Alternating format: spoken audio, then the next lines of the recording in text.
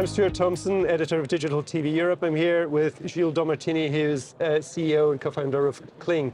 Gilles, what are the main things broadcasters need to think about these days to ensure a proper return on investment when they're looking at developing an OTT service?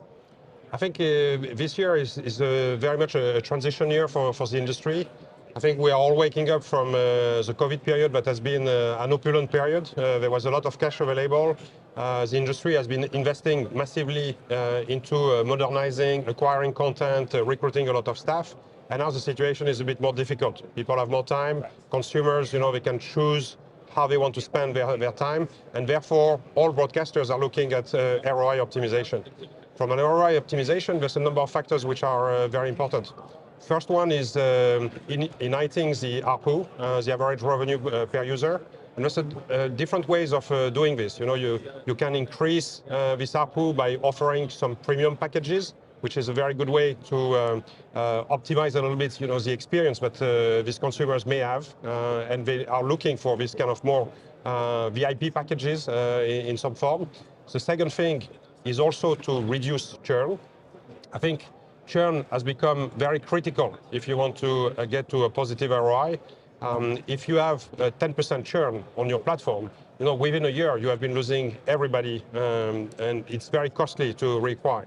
According to surveys, it's about $45 to acquire a new user. So imagine if you have a million user and you have 10% churn, within a year you need to spend 45 million to reacquire all of us. So optimizing the ARPU, looking very carefully at churn optimization is absolutely essential. You mentioned churn there. I mean, how important really is subscriber retention in delivering that ROI that they're looking for? I think Cleeng has been investing now for the past 5 years on this churn optimization. We've been developing this very unique data lake that we have in our platform, so to collect information coming from many different sources. We collect information from the payment platforms, which is a very important part of the churn, all the involuntary churn, as we call it.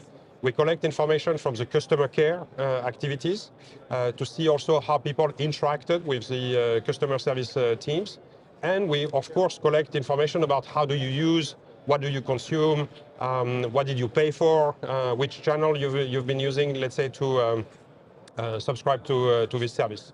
By analyzing all of these data points, you are able to much better predict who are the clients which are likely to churn. As a matter of fact, Cleeng is able to detect with a 95% accuracy. We used to be at 92, and now we are growing at 95% accuracy. Our ability to identify the subscribers which are at risk. Yeah. Cost management is also obviously very important to delivering that ROI. What do broadcasters need to think about in terms of optimizing costs, and what solutions are available to enable them to really do that? It's a very good question, Stuart.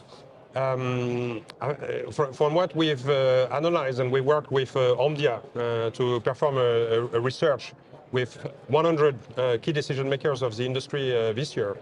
And out of them, 95% said that optimizing cost is a key priority for 2023-2024. To optimize cost, we see that the standardization of the platform and limiting, let's say, the amount of customization that you can do is absolutely critical.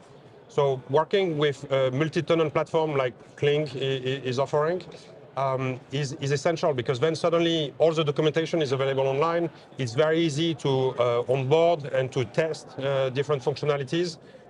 You benefit also from continuous innovation that we are bringing to the market.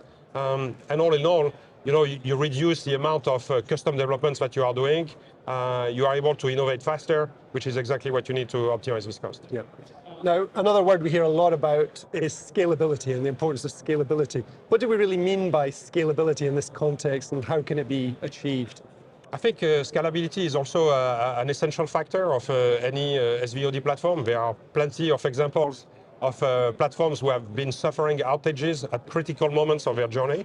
So as technical teams and even as business teams, you are really looking at how can you really make sure that the moment that you have the new season launch of Game of Thrones or a very large sports event like we had recently, there was the NFL season launch last week.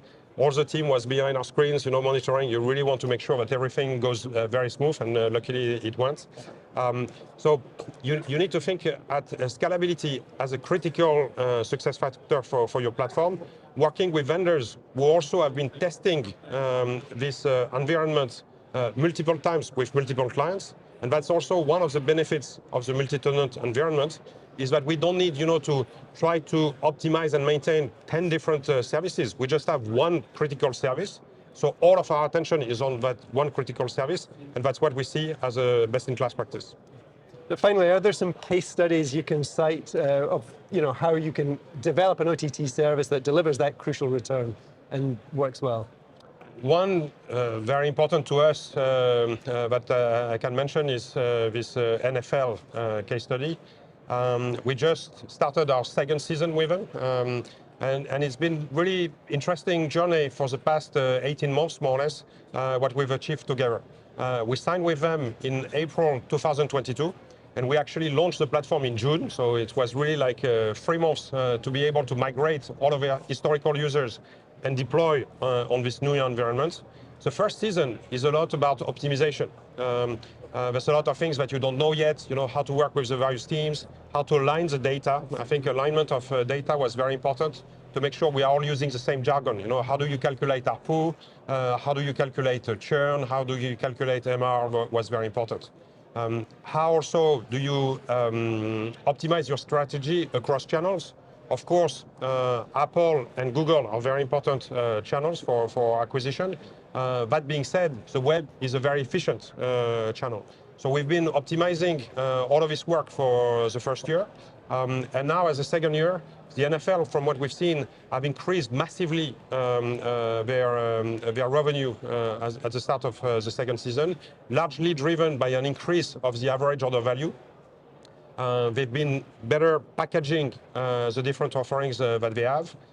And thanks to that, they were able to increase the average order value by 60%. So that's very substantial. And at the same time, they've been also strengthening, let's say, the deployment of NFL Plus across channels, adding Red Zone this year, which is a very important service in the US. And all in all, it has been a very successful launch. Great. Gilles, thanks very much. Thank you, Stuart.